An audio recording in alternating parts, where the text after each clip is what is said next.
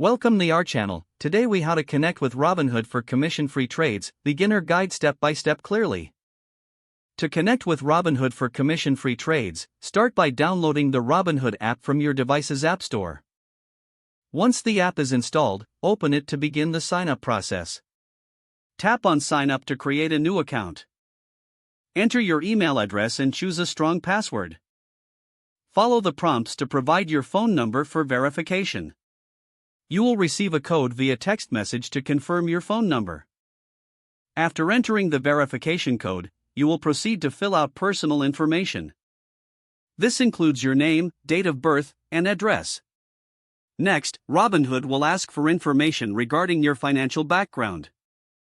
Be ready to provide your employment status and income range. Make sure to review the terms and conditions before agreeing to them.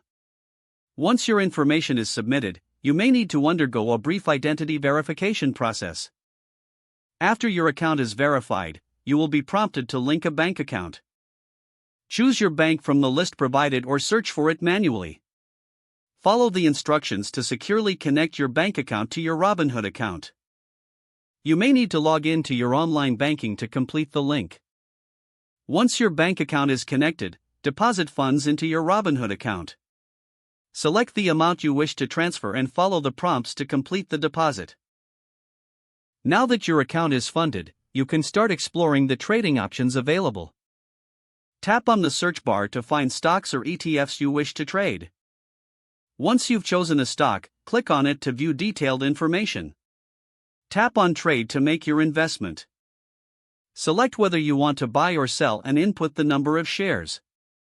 Review your order and check the total cost before proceeding. When you are satisfied, tap Submit to complete the trade. Congratulations, you have successfully connected with Robinhood and made your first commission-free trade. If the page does not load, refresh the browser or try again in a private or incognito window.